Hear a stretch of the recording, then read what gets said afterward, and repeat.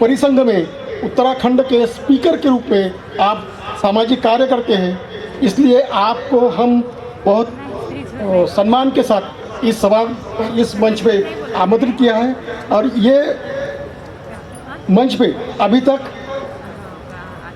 ऐश्वर्या अपने भालचंद्र मुनगेकर से लेके बड़े बड़े लोग यहाँ पे आए हैं और उन लोगों ने अपनी बात यहाँ पे रखी। इस कड़ी में आपको भी अपने विचार रखने के लिए मैं आमंत्रित करता हूँ इंजीनियर शैलजा सिंह आर्य।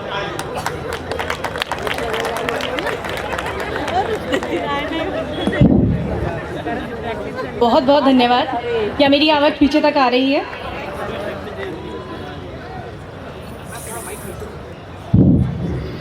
बेहद खुशी हुई महाराष्ट्र में आकर। आज आपने अपने राज्य के नाम को साक्षर साबित कर दिया, महाराष्ट्र। यानी कि जहां ऐसे सम्मेलन में इतनी भीड़ देखी जा रही है, तो बेशक ये एक बड़ा अच्छा उदाहरण है कि महाराष्ट्र की जनता भी उतनी ही जागरूक है। आज इस कार्यक्रम में उपस्थित सभी जनमानस को मेरा सादर जय भीम, नमो बुद्धाय, जय ज्योति, जय भीम। सबसे पहले मैं अपने परम पूज्य श्री भगवान सिंह टमटा जी को याद करते हुए आप सभी को बता देना चाहती हूँ कि उन्हीं के ही माध्यम से मैं इन सामाजिक कार्यों में जुड़ी हूँ।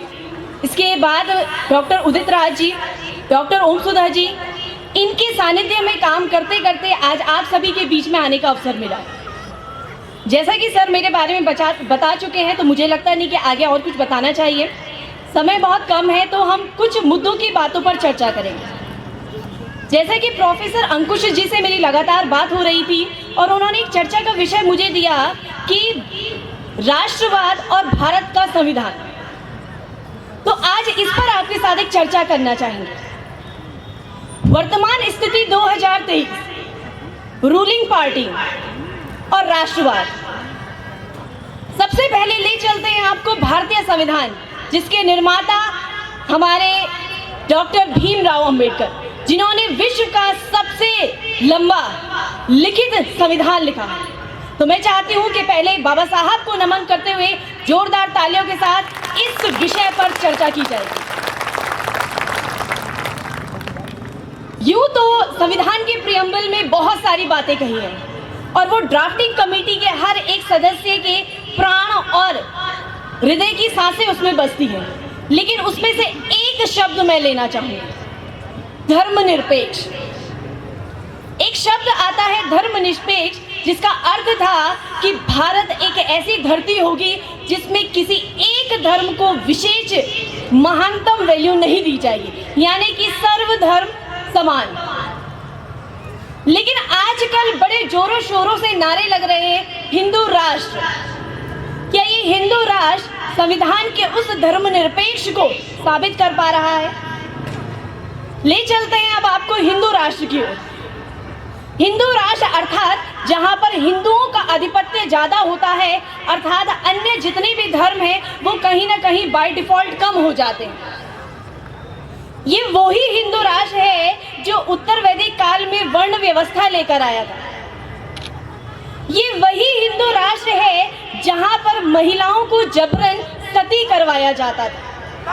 ये वही हिंदू राष्ट्र है जिसकी चर्चा अभी थोड़ी देर पहले एक नाटक के माध्यम से महिलाओं की शिक्षा के ऊपर एक बड़ा प्रश्न चिन्ह उठाती थी। तो क्या वाकई ये विज्ञानवाद का सही वेलकम है कि हम इसे हिंदू राष्ट्र में अब कन्वर्ट कर दें? रूलिंग पार्टी लगातार इस बात को कही जा रही है कि हिंदू राष्ट्र होना चाहिए। तो क्या आप लोग बताइए कि हिंदू राष्ट्र आपको इस बात की आज़ादी देता है कि आपको कौन सा रंग पहनना है? हिंदू राष्ट्र वह धर्म है जो आपको बताता है कि लाल शुभ रंग है और काला अशुभ रंग है। आप लोग महिलाएं मानती हैं इस बात को? आप लोग नहीं मानती हैं क्योंकि आप अंबेडकर विचारधारा की महिलाएं हैं। लेकिन हिंदू धर्म की महिलाएं इस बात को अवश्य मानती हैं कि लाल शुभ रंग है, जबकि सफेद और काला अशुभ रंग है।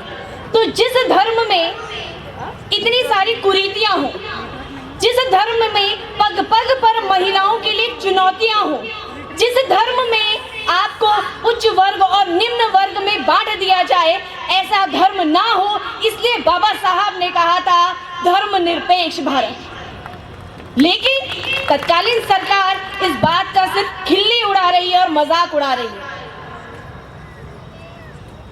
और यही सब इसलिए भी हो रहा है कि जो हमारी अपकमिंग जनरेशन है उन तक हम प्रॉपर मैसेज को नहीं पहुंचा पा रहे। जैसे मैं यहाँ पर आई तो मुझे बेहद खुशी हुई, दिल से खुशी हुई कि बच्चा बच्चा जानता है सावित्री बाई कौन है, ज्योतिबा फूले कौन है, अंबेडकर कौन है। लेकिन मैं अन्य राज्यों में भी गई हूँ, वहाँ इतनी जागरूकता मुझे बच्चों में नहीं दिखी। अभी थोड़ी देर पहले लंच के समय पर चर्चा भी हो रही थी, इसका कुछ एक कारण शिक्षण संस्थान भी है। शिक्षण संस्थानों में बचपन से अंबेडकर जयंती को बड़े धूमधाम से मनाते आए हैं। आप लोग भी बेशक सहमत होंगे इस बात से। लेकिन वहीं अगर हम बात करते हैं ज्योतिबा फूले जयंती, सावित्री बाई फूले जयंती, या बात करते अपने अंबेडकर जयंती की, तो शायद है कि इतना सम्मान नहीं दिया जाता। और जिन चीज़ों को सम्मान नहीं दिया जाता वो सिर्फ धूमिल हो जाती हैं। इसलिए ये आप लोगों की एक नैतिक जिम्मेदारी बनती है कि आपके पूर्वजों ने जो भुगता है उसे अपने बच्चों को जरूर बताएं, ताकि वो यातनाएं जीवित रहे और आगे बढ़ने की ललक जीवित रहे कि हमें आगे बढ़ना है, क्योंकि ये समय दोबारा भी आ सकता है। कुछ मुद्दे हैं, जैसे कि अभी आजकल एक मुद्दा चल रहा है कि मुगलों का जो एनसीईआरटी में सिलेबस था उसे हटा दिया जाए। ये भी कहीं ना कहीं हिंदू राष्ट्र की एक अवधारणा है कि मुगलों को हटा दिया जाए क्योंकि राजपूतों को उठाना है। मैं जानना चाहूँगी, हमारे साथ प्रोफेसर अंकुश जी हैं, इन्होंने बताया कि हिस्ट्री के ये प्रोफेसर हैं। सबसे बड़ा फेमस युद्ध है बैटल ऑफ हल्दी घाटी। हमें महाराणा प्रताप की अगर वीर्य और शौर्य को बताना है तो कहीं ना कहीं अकबर का भी तो जिक्र करना पड़ेगा ना, या वहाँ पर कह दिया जाएगा कि बेटा ये आउट ऑफ द सिलेबस है। अगर आपको राजपूतों को उठाना ही है, बेशक उठाइए, पर उसके साथ के उसके ओपोनेंट को तो दिखाइए। क्या कहेंगे आप कि अकबर बड़ी वीरता से लड़े थे। किससे लड़े थे? Out of the syllabus. विश्व में 7 अजूबों में से एक है ताजमहल, जिसकी सुंदरता की चर्चे विश्व भर में किए जाते हैं। आप बताएंगे कि आपने एनसीईआरटी के सिलेबस में कि बनाया किसने था? इतिहास को हटा देना का अर्थ ये नहीं है कि आप इतिहास को मिटा देंगे। इतिहास जीवित रहना चाहिए। यह आपके वीर, आपके शौर्य की गाथा को जीवित रखता है। इसी प्रकार से बात करते हैं, एक नया कॉन्सेप्ट चला है वेदों की ओर चलो। वैदिक शिक्षा को दोबारा से लाया जाए। अरे आप किस वैदिक शिक्षा की बात कर रहे हैं? उसी वैदिक शिक्षा की जिस जमाने में गले में हांडी और पीछे झाड़ू होता था, जिस वैदिक शिक्षा में बताया जाता था कि ब्राह्मण सिर से और शूद्र पैरों से जन्मे हैं। क्या उसी वैदिक शिक्षा की बात हो रही है? ये सारे विचारणीय प्रश्न हैं जो हमारे अंदर चलते रहने चाहिए और समय आने पर इनका जवाब भी देना जरूरी है। क्योंकि आपसे ये बिल्कुल नहीं कहा जाएगा कि आपका हथियार, आपका आरक्षण खत्म हो रहा है। लेकिन ये जो निजीकरण का खेल जो सरकार चला रही है, ये बाय डिफॉल्ट इसी का ही परिणाम है कि आपका आरक्षण समाप्त हो रहा है। हम अपने महापुरुषों को कैसे जीवित रखें, इस बात पर विचार और मंथन करने की आवश्यकता है। हम अपने महापुरुषों को ऐसे जीवित कर सकते हैं कि जितनी भीड़ यहाँ पर है, इससे 100 गुना ज्यादा भीड़ दिल्ली के संसद भवन में इकट्ठा हो जाए और हल्ला बोल कर दे कि हमारे भी जितने भी महापुरुष हैं उनकी जयंती धूमधाम से शिक्षण संस्थानों में मनाई जाए। शिक्षण संस्थान सबसे बड़ा रूट है, एक जड़ है कि हम अपने महापुरुषों को कैसे उजागर करें। शिक्षण संस्थानों में ये बाय डिफॉल्ट हो जाना चाहिए कि सावित्री बाई फुले, ज्योतिबा फुले का पिक्चर जरूर वहां पर होना चाहिए, फोटो होना चाहिए कि बच्चा जाए और पूछे ये कौन है, बाबा साहब कौन है। अगर हम उन्हें बताएंगे नहीं तो वो ऐसी इच्छा भी जाहिर नहीं करेंगे। हम बाबा साहब के योगदानों के बड़े गुणगान करते हैं। क्या इतना काफी है कि हमारे बाबा साहब सिर्फ इस फ्लैक्स तक सीमित हैं? हमारे बाबा साहब ने विश्व का सबसे बड़ा लिखित लिखित संविधान दिया है, भारत की जो नींव है उसी संविधान पर टिकी हुई है, तो एक मुहिम हमने छेड़ी है कि जो नया संसद भवन सेंट्रल विस्टा प्रोजेक्ट बन रहा है उसमें नाम अगर होना चाहिए तो हमारे बाबा साहब का नाम होना चाहिए। और मैं चाहती हूँ कि इस पर आप लोग भी अपनी सहमति दर्ज करें।